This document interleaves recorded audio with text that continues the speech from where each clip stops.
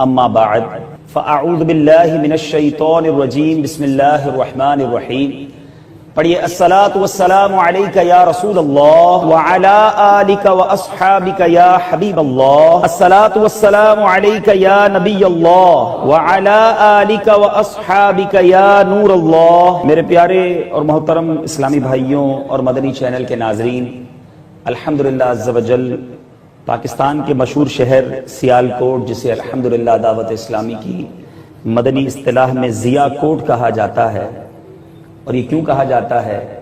یہ بھی بڑی عشق بھری بات ہے کہ الحمدللہ اسی شہر کے قریب ایک چھوٹے سے قصبے کلاس والا میں ایک ایسی عظیم ہستی نے جنم لیا، ان کی ولادت ہوئی کہ پھر رہتی دنیا نے انہیں قطب مدینہ کے نام سے جانا. مولانا ضیاء الدین مدنی رحمۃ اللہ تعالی علیہ، جنہوں نے اپنی زندگی کے 77 سال مدینہ منورہ میں گزارے اور آج جنت البقیع میں آرام فرما ہے، خلیفہ اعلیٰ حضرت بنے اور ہمارے شیخ طریقت امیر اہل سنت، جنہوں نے ساری دنیا میں دعوت اسلامی کے ذریعے ایک انقلاب جو برپا کیا ہے، اس بانی دعوت اسلامی کے پیر صاحب مولانا ضیاء الدین مدنی ہیں. تو اس لیے ہم سیالکوٹ کو ضیاء کوٹ کہا کرتے ہیں. اللہ تعالیٰ یہاں موجود تمام اسلامی بھائیوں کا آنا اپنی بارگاہ میں قبول فرمائے. آئیے کچھ اچھی اچھی نیتیں کر لیں. نبی پاک صلی اللہ تعالیٰ علیہ وسلم کا فرمانے عظمت نشان ہے، مومن کی نیت اس کے عمل سے بہتر ہوتی ہے. تو اللہ کی رضا کے لیے کچھ اچھی اچھی نیتیں کرتے ہیں. پہلی نیت یہ کر لیں کہ اللہ کی رضا کے لیے اول تا آخر بیان میں شرکت کروں گا.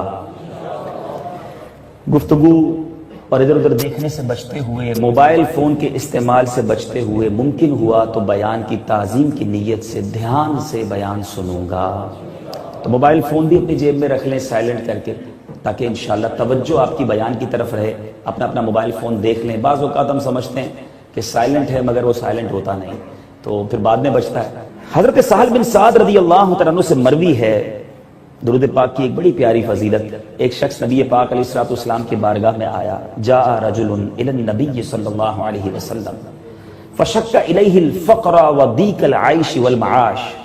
ایک شخص پیارے آقا علیہ الصلوۃ والسلام کی خدمت میں حاضر ہوا اور غربت کی شکایت کی.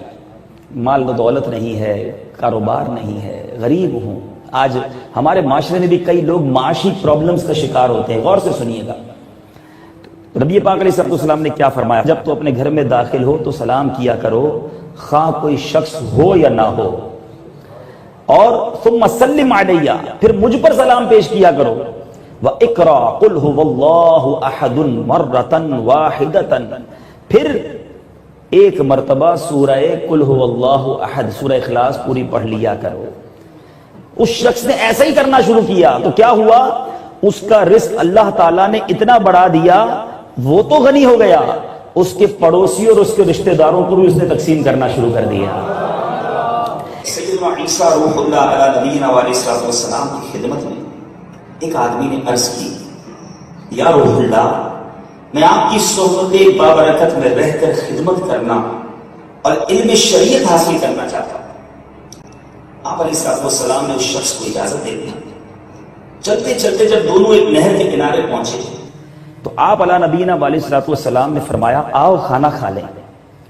آپ علیہ السلام کے پاس 3 روٹیاں تھیں. جب ایک ایک روٹی دونوں کھا چکے تو حضرت عیسیٰ علیہ نبینا علیہ السلام پانی نوش کرنے نہر کی طرف گئے. جب واپس آئے تو اس شخص نے وہ تیسری روٹی چھپا لی. آپ علیہ السلام نے کہا کہ وہ تیسری روٹی کہاں گئی؟ وہ شخص جھوٹ بولتے ہوئے کہنے لگا، مجھے نہیں معلوم. آپ علیہ السلام خاموش رہے. تھوڑی دیر بعد پھر فرمایا، آؤ آگے چلتے ہیں. راستے میں ایک ہرنی ملی جس کے ساتھ 2 بچے تھے. آپ علیہ السلام نے ہرنی کے ایک بچے کو اپنے پاس بلایا. وہ آپ کے پاس آ گیا. آپ علیہ نبینا علیہ السلام نے اسے ذبح کیا، بھونا اور دونوں نے مل کر کھایا. گوشت کھا چکنے کے بعد آپ نے ہڈیوں کو پھر جمع کیا اور فرمایا، قم باذن اللہ، اللہ کے حکم سے کھڑی ہو جا. اللہ کے نبی نے کہا تھا، اللہ نے وہ پاور دیا اپنے نبی کو. اب کیا ہوا؟ وہ جو ہرنی کا بچہ تھا وہ کھڑا ہوا اور چل کر اپنی ماں کے پاس چلا گیا.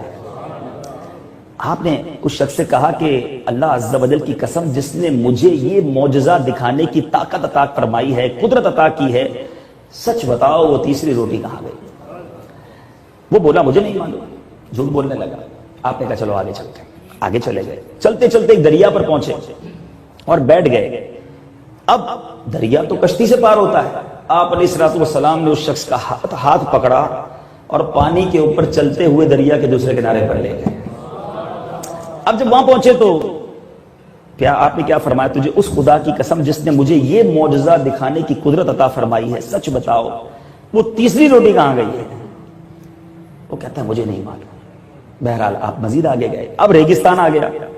آپ علیہ الصلوۃ والسلام نے ریت کی ایک ڈھیری بنائی اور پھر دعا کی، اے ریت کی ڈھیری اللہ عز و جل کے حکم سے سونا بن جا۔ وہ پھر سونا بن گئی۔ اب آپ نے کیا کیا؟ آپ نے اس کے 3 حصے کیے اور فرمایا ایک حصہ میرا، ایک تیرا اور ایک اس کا جس نے تیسری روٹی کھائی ہے۔ لالچی شخص تھا، جھوٹ پہلے ہی بول رہا تھا، کہتا ہے حضرت میں نے ہی وہ تیسری روٹی کھائی ہے۔ آپ نے کہا یہ تینوں ڈھیر تو ہی رکھ لے، اور اس کو اب اپنے آپ سے جدا کر دیا۔ اپنے ساتھ جھوٹے کو رکھنا، لالچی کو رکھنا گوارا نہ کیا، اس شخص کے حوالے سارا ہی سونا کر دیا، اور خود حضرت عیسیٰ علیہ نبینا علیہ الصلوۃ والسلام آگے تشریف لے گئے۔ اب وہ بڑا خوش، اتنا سارا سونا مل گیا، حضرت عیسیٰ علیہ الصلوۃ والسلام کا حصہ بھی مل گیا۔ اب سونا لپیٹا، پوٹلی بنائی اور یہ چلنا شروع ہوا۔ اب اسے راستے میں 2 شخص ملے، انہوں نے جب دیکھا کہ اس کے پاس سونا ہے تو یہ دونوں اس کو قتل کرنے کے لیے تیار ہو گئے تاکہ سونا لے لیں۔ اب وہ شخص جان بچانے کے لیے کہنے لگا ایسا کیوں کرتے ہو؟ ہم اس سونے کے 3 حصے کر لیتے ہیں، ایک ایک حصہ بانٹ لیتے ہیں۔ وہ دونوں شخص بھی اس پر راضی ہو گئے۔ وہ شخص بولا بہتر یہ کہ ہم میں سے ایک آدمی تھوڑا سا سونا لے کر قریب کے شہر میں جائے، کھانا لے کر آئے تاکہ ہم کھانا تو کھائیں اور پھر کھانا وغیرہ کھا کے سونا بھی تقسیم کر لیں گے۔ چنانچہ ان میں سے ایک آدمی شہر پہنچا، کھانا خریدا۔ اب جب واپس ہونے لگا تو اس پر پھر لالچ نے حملہ کیا، یار کمال ہے کہ یہ دونوں کو اتنا سونا کیوں ملے، کھانا تو لے ہی جا رہا ہوں، تھوڑا زہر ملا دیتا ہوں اس میں، اب وہاں پہنچوں گا یہ کھانا کھائیں گے، مر جائیں گے، سارا سونا مجھے مل جائے گا۔ آپ غور کیجئے گا اس پورے واقعے میں، جو بڑی بڑی کتابوں میں یہ واقعہ موجود ہے کہ اس واقعے میں لالچ نے کس طرح انسان پر حملہ کیا اور کس طرح انسان برے کام کرتا چلا گیا۔ ادھر یہ شخص کھانا لینے گیا تو وہ جو 2 شخص تھے وہ کہتے ہیں کیوں نہ ایسا کریں کہ جب یہ تیسرا آئے تو اس کو مار دیں تاکہ سونا 50-50 ہو جائے، ابھی تو 33% ہوگا نا۔ ان دونوں نے پلان یہ بنا لیا، ادھر اس نے کھانے میں زہر ملا دیا۔ وہ جب کھانا لے کر آیا تو ان 2 شخصوں نے لالچ کے اندر آ کر اپنے اس بھائی کو قتل کر دیا۔ قتل کیا کہ اب چلو 50-50% سونا ملے گا، کہ چلو اب کھانا تو کھا لیں۔ اب وہ کھانا کھایا جس میں زہر ملا ہوا تھا، اور وہ دونوں بھی کھا کر اسی سونے کے قریب مر گئے۔ کچھ عرصے کے بعد حضرت عیسیٰ روح اللہ علیہ نبینا علیہ الصلوۃ والسلام واپس لوٹے، چند آدمی آپ کے ساتھ تھے۔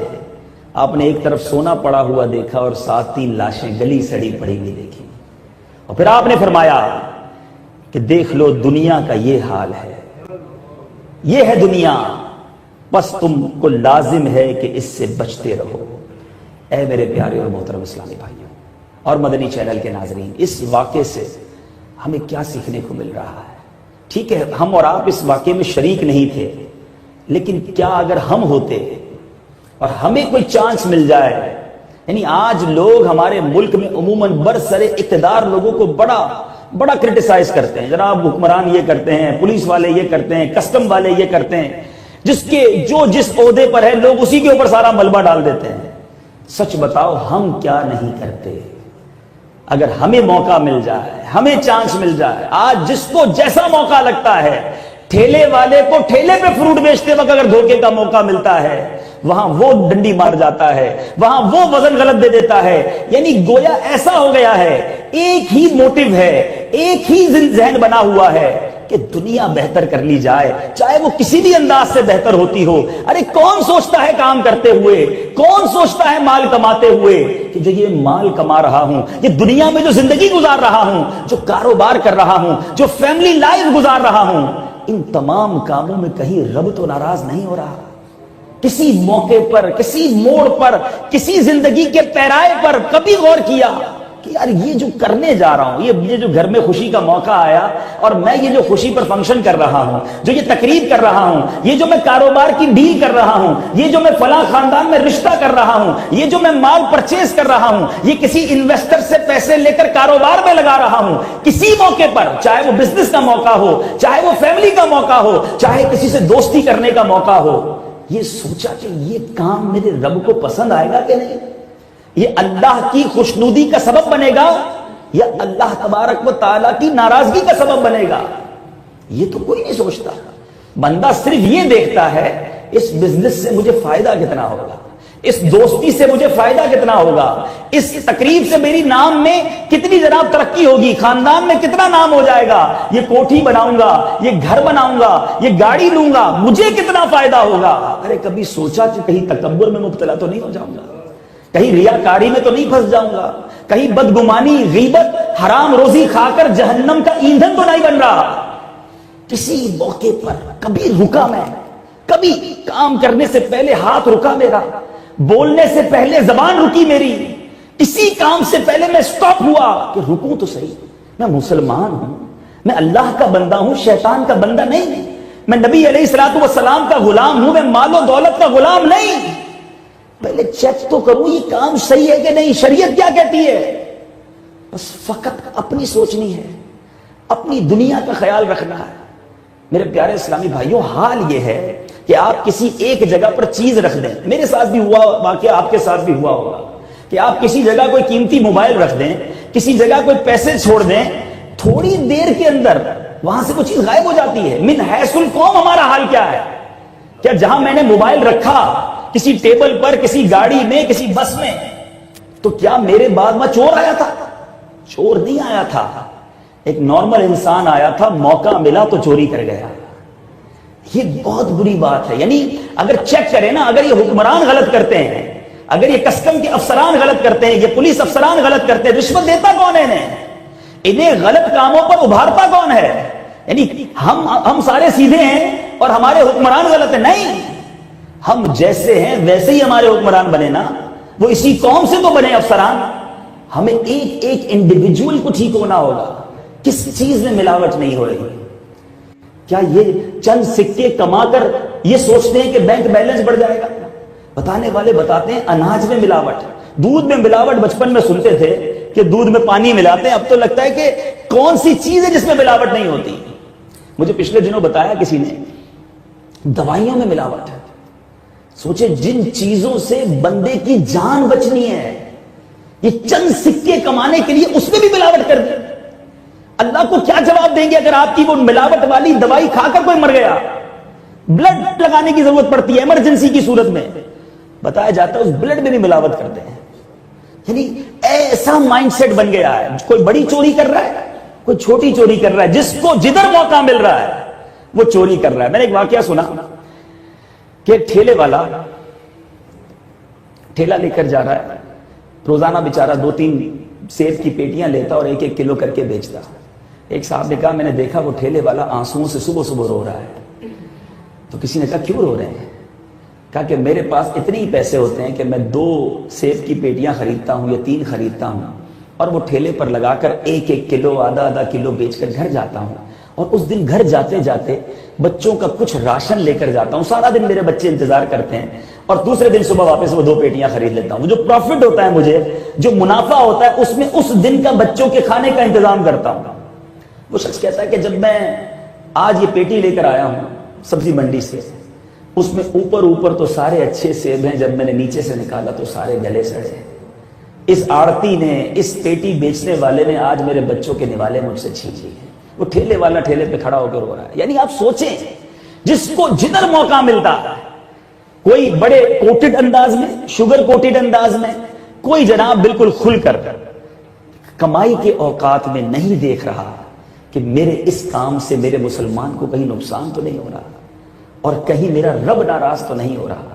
میرے پیارے اور محترم اسلامی بھائیوں, یہاں میں عرض کرتا چلوں کہ ایسا نہیں کہ میں یہاں پر آپ میں سے کسی کو ڈسکریج کرنے آیا ہوں یا کاروباری لوگوں کو یہ کہنے آیا ہوں کہ کاروبار نہ کریں اور بزنس نہ کریں. نہیں, یہ یاد رہے کہ شریعت میں حلال روزی کمانے والے کی تو بڑی تعریفیں آئی ہیں اور بلکہ انکریج کیا گیا ہے کہ بندہ اپنے ہاتھ سے کمائے، کاروبار کرے، تجارت کرے، بزنس کرے، نوکری کرے، اپنے ہاتھ سے حلال کمائے اور اس میں اس کا پسینہ بہے تو وہ رب کو مقبول ہے، لیکن اچھے انداز سے تو کرے نا، حلال تو کرے نا، اللہ کو راضی کرتے ہوئے تو کرے نا۔ سنیے نبی پاک علیہ الصلوۃ والسلام کا فرمان سنیے، سب سے زیادہ پاکیزہ کھانا وہ ہے جو اپنی کمائی سے کھائے۔ شریعت یہی چاہتی ہے کہ بندہ خود کمائے، ہاتھ نہ پھیلائے۔ اے وہ لوگوں جو صبح سے لے کر شام تک رزق حلال کمانے کے لیے کوششیں کرتے ہو اور پورا دن نمازوں کا بھی اہتمام کرتے ہو، جھوٹ نہیں بولتے، سچی بات کرتے ہو، میرے آقا فرماتے ہیں جسے مزدوری سے تھک کر شام آئے، تھکا ہوا سارا دن کام کیا اور اس دن مزدوری سے تھک کر اسے شام آئے، اس کی وہ شام شام مغفرت ہو۔ اللہ کی بارگاہ میں حلال روزی کمانے والا بڑا پسندیدہ ہے، مگر حلال تو کمائے نا، دھوکہ تو نہ دے، جھوٹ تو نہ بولے، لالچی تو نہ بن جائے، اپنے مال پر کنجوس بن کر زکات و خیرات تو نہ چھوڑ دے۔ سنیے امام محمد غزالی علیہ رحمت اللہ الوالی احیاء العلوم میں ایک بزرگ کا قول نقل کرتے ہیں، مسلمان جب حلال کا ایک لقمہ کھاتا ہے، حلال کا پہلا لقمہ کھاتا ہے، اس کے پہلے کے گناہ معاف کر دیے جاتے ہیں۔ یہ ہے حلال کا لقمہ کہ بندے کے پچھلے سارے گناہ معاف کر دیے جاتے ہیں۔ ایک اور بزرگ فرماتے ہیں جو شخص طلب حلال کے لیے رسوائی کے مقام پر کھڑا ہو، کچھ لوگ کہتے ہیں یار کام تو اچھا ہے، حلال بھی ہے، مگر میری پریسٹیج کے مطابق نہیں ہے، میں اچھا نہیں لگوں گا اس جاب کو کرتے ہوئے، میری ڈگریز اتنی ہیں میں یہ کام نہیں کر سکتا، it's not a white collar job.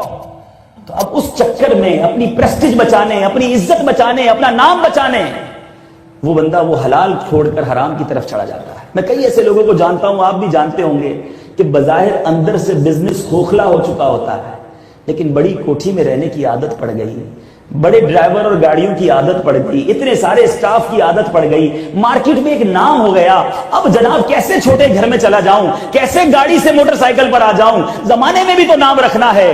اب وہ نام بچانے کے لیے سود کا سہارا لیتا ہے، اب بینک سے لون لیتا ہے، اب اپنے اس نام و نمود کو برقرار رکھنے کے لیے اللہ کو ناراض کرتا ہے، اور پھر ہم دیکھتے ہیں کہ ایسا کولیپس ہوتا ہے کہ پھر بندے کے پاس چھوٹا گھر بھی نہیں رہتا، وہ بالکل بے گھر ہو جاتا ہے۔ تو کبھی یہ نہ سوچو کہ یہ کام میرے پریسٹیج کے مطابق نہیں۔ سنیے کیا خوب فرمان ہے کہ جو شخص طلب حلال کے لیے رسوائی کے مقام پر کھڑا ہو جائے، بظاہر وہ کوئی بڑا کام نہ ہو، تو فرمایا اس کے گناہ درخت کے پتوں کی طرح جھڑتے ہیں، جس طرح خزاں میں درخت کے پتے جھڑتے ہیں، کیونکہ وہ حلال کمانے کھڑا ہے نا، اللہ کی بارگاہ میں اتنا مقبول ہے۔ اور جو شخص حرام کماتا ہے نہیں سوچتا کوئی بات نہیں، وہ کہتا ہے یار کوئی بات نہیں، اب میں کیا کروں، اتنا بڑا بزنس ہے، انٹرسٹ کے بغیر تو بزنس ہو نہیں سکتا، تھوڑا بہت جھوٹ تو بولنا ہی پڑتا ہے، اب مارکیٹ ساری ملاوٹ کر رہی ہے، میں ملاوٹ نہ کروں تو کیسے چلے گا، میڈ ان کی جگہ فلاں کی جگہ میڈ ان فلاں لگا کر بیچ دیا، بی مال کو ایک کہہ کر بیچ دیا۔ وہ غور سے سنیں، پیارے آقا علیہ الصلوۃ والسلام کا فرمان عالی شان، میرے آقا فرماتے ہیں ایک شخص طویل سفر کرتا ہے اور جس کے بال پریشان ہیں، کپڑے گرد آلود ہیں، یہ وہ وقت ہے کہ بندہ اگر سفر میں ہو، بال گرد آلود ہوں، پریشان حالت ہو، دعا کرے، یہ دعا کی قبولیت کا وقت ہے۔ مگر میرے آقا کہتے ہیں کوئی اس حال میں بھی دعا کرے اور اس کا حال یہ ہے، اور آسمان کی طرف ہاتھ اٹھا کر یا رب کہے، اور اس کا حال یہ ہے کہ اس کا کھانا حرام، اس کا پینا حرام، اس کا لباس حرام، اس کی غذا حرام، پھر اس کی دعا کیوں کر قبول ہوگی؟ یعنی اگر اس حالت میں دعا کرے گا تو دعا قبول نہ ہوگی۔ اے میرے پیارے اور محترم اسلامی بھائیوں سنیے، مکاشفۃ القلوب میں ہے، آدمی کے پیٹ میں جب لقمہ حرام پڑا تو زمین و آسمان کا ہر فرشتہ اس پر لعنت کرے گا جب تک اس کے پیٹ میں رہے گا، اور اگر اسی حالت میں مر گیا تو حرام لقمے کی موجودگی میں اگر موت آ گئی تو جہنم میں داخل ہوگا۔ اب بتاؤ میرے پیارے اسلامی بھائیوں، بڑا بینک بیلنس ہے، بڑا کاروبار ہے، بڑی کوٹھی ہے، بڑا نام ہے، اور فرشتے مجھ پر لعنت کر رہے